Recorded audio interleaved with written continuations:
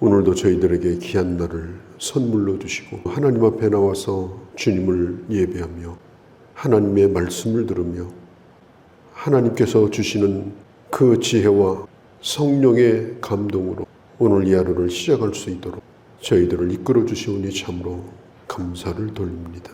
하나님의 귀한 뜻을 기쁨으로 받으며 그리고 오늘도 주의 뜻을 생각하고 그 뜻을 행하기를 힘쓰면서 오늘 이 하루를 살아가게 하여 주옵소서. 오늘 우리는 어떻게 구해야 될지 또 어떻게 될는지도 모르고 우리는 또 기도하게 됩니다. 친히 기도를 도우시는 주여, 우리로 하여금 주의 뜻을 구하게 하시고 하나님의 그 놀라운 응답 속에서 이 하루를 살아갈 수 있도록 은혜 베풀어 주시옵소서. 이 시간에 하나님의 귀한 말씀을 바르게 증거하게 하시고 또한 저희들로 하여금 바르게 듣게 하시고 오늘도 종일토록 묵상하며 행하며 사는 귀한 은혜를 내려 주시옵소서. 우리 주 예수님의 이름으로 기도하옵나이다. 아멘. 마태복음 3장 1절에서 10절까지입니다. 제사장의 아들이었던 요한이라는 사람이 있습니다. 이 제사장은 주로 세습직이에요. 아버지가 제사장이면 아들도 제사장입니다. 그리고 그때 당시에 이 제사장은 여러 가지 많은 특권을 누립니다. 권력까지 가질 수도 있고 부유도 누릴 수도 있고 또 사람들에게 존경도 받고, 그러니 제사장의 아들로 태어난 건 참 매우 좋은 조건이죠. 그런데 이 세례 요한은 그런 것에 대하여 그렇게 별 관심이 없었어요. 이 세상에서 누리는 그런 종교적인 혜택들, 그런 권력들, 이런 것은 관심이 없었어요.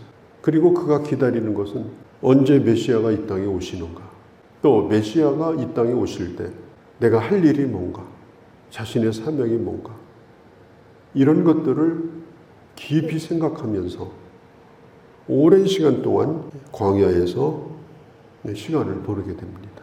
하나님이 자기에게 하실 일들, 사명을 생각하면서 경건의 시간을 보내요. 온전히 말씀과 기도로 자기 자신을 훈련시키고, 그리고 음식도 메뚜기를 잡아먹고, 메뚜기는 그때 당시 매우 흔한 곤충이죠. 자연에서 나오는 꿀을 먹고, 그러니까 풍성할 리가 없죠.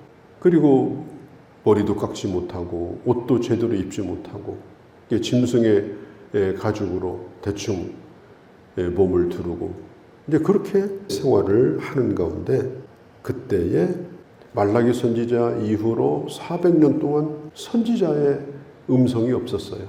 그래서 사람들은 선지자를 간절히 기다렸습니다. 언제 선지자가 나타나겠는가?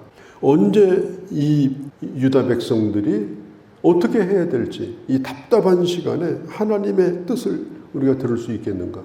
무려 400년씩이나 하나님의 침묵을 지키고 계실 때에, 그때에 이 광야에서 요한이 하나님의 말씀을 외치기 시작합니다. 오늘 성경에 보니까 그때가 언제냐?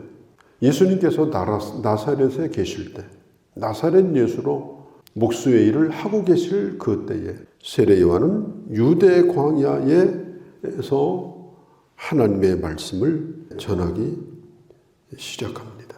그가 외쳤던 메시지가 뭐냐? 바로 천국이 가까이 왔다. 천국이 가까이 왔다. 그러므로 회개해라. 여기서 말하는 천국이라고 하는 것은 공간 개념이 아니에요. 이것은 관계적 개념입니다. 그 다음에 누구의 지배를 받느냐, 누구의 통치를 받느냐, 이런 통치 개념이에요. 유다 백성들은 늘 하나님 앞에 물었죠. 하나님의 나라가 언제 임할 겁니까? 하나님의 나라가 언제 임할 겁니까? 그렇게 물었어요. 예수님에게도 물었습니다. 바리새인들이 와가지고 하나님의 나라가 언제 오게 될까요? 누가복음 17장에 그때 하나님의 나라는 여기 있다 저기 있다 말할 수가 없다. 하나님의 나라는 눈으로 볼 수가 없다. 이미 너희 가운데 하나님의 나라가 임했다. 그러니까 하나님의 나라는 하나님의 다스림을 받는 그 현장이 하나님의 나라입니다. 하나님의 다스림을 받는 현장. 내 가정이 하나님의 다스림을 받으면 그 가정이 천국이 되는 거예요. 또 내 개인적인 삶이 하나님의 다스림을 받으면 내가 천국의 삶을 사는 겁니다. 내 일터도 마찬가지예요. 그 일터도 천국이 되는 겁니다. 주님이 다스리는 거. 그 다음에 주님과 바른 관계를 갖는 것이 천국이에요. 주님과 관계가 다 깨져버리면 거기가 지옥 아닙니까? 인간관계도 그렇지 않습니까? 인간관계가 깨져보세요. 가정에서 가족들 간의 관계가 깨져보세요. 그 집이 거기가 지옥이에요. 지옥이 따로 있는 게 아니에요. 그러니까 하나님과 바른 관계 속에서 매일마다 그 바른 관계를 유지하고 주님의 통치를 받는 그런 나라. 그게 바로 하나님의 나라입니다. 그 세례 요한이 말하는 거예요. 드디어 그런 때가 왔다. 그런 기회가 왔다. 하나님이 그런 문을 열어놓으셨다. 지금 그걸 여기 외치고 있는 것입니다. 그리고 이 마태는 이 마태복음을 기록하면서 이 요한에 대하여 뭐라고 증거하는가 하면 이사야서에 있는 말씀을 인용해서 광야에서 외치는 사람의 소리다. 광야에서 누가 외칩니까? 광야는 소리 지르는 사람도 없어요. 아주 적막한 곳입니다. 짐승도 소리가 없고 바람 소리만 있는 곳이에요. 그런데 어느 날 광야에서 큰 소리를 외치게 되는 거예요. 그 소리가 바로 세례 요한의 소리다. 이 세례 요한은 3절에 보면 예수 그리스도께서 이 땅에 오실 그 길을 미리 예비하는 자로 외치는 자의 소리라고 말합니다. 옛날에는 왕이나 또 전쟁에 이기고 돌아오는 장수가 성에 들어오면 큰 소리를 질러요. 그분이 지금 오고 계시다고. 그러면 길 가던 백성들이 전부 땅에 엎드려가지고 그분을 기다립니다. 그 다음에 그 앞에 혹시라도 방해군이 있을까 봐서 그 앞길을 다 또 열어놓습니다. 이 세례 요한이 바로 그런 사람이에요. 지금 왕이 오시는데 사람들은 준비할 맞을 준비가 안 돼 있는 거예요. 마음의 길이 다 굴곡해져 있고 굽어 있고 그냥 돌로 가득하고 가시덤불로 가득하고 그러니까 그 마음들을 잘 준비해서 그 주님이 오실 때는 그 주님을 영접할 수 있도록 그 주님을 모실 수 있도록 예비하는 그 일을 하기 위해서 이 세례 요한이 왔다고 오늘 3절의 마태복음은 이사야 선지자의 말을 빌어서 그의 사명을 말하고 있습니다. 근데 세례 요한은 엘리야를 연상케 하는 아주 대단한 사람입니다. 그러니까 사람들은 세례 요한이 나타났을 때 두 가지를 생각했어요. 첫 번째는 그는 분명히 선지자다. 하나님의 말씀을 들을 수 있는 선지자다. 또 어떤 분은 그분은 그리스도다, 메시아다 이렇게까지 생각했어요. 메시아다. 근데 세례 요한은 백성들에게 쌀한 톨을 나눠준 적도 없고요. 귀신을 쫓아낸 적도 없고 병자를 고쳐준 적도 없고 뭐 푸짐한 축복을 빈 적도 없어요.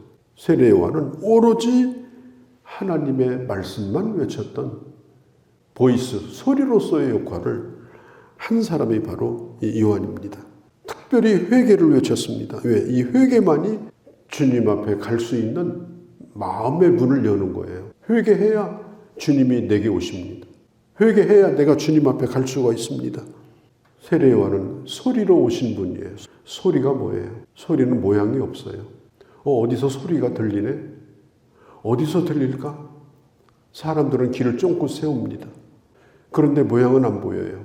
그 소리가 들릴 때 뭘 해요? 내용이 뭔가를 듣습니다. 무슨 내용을 말하고 있는가?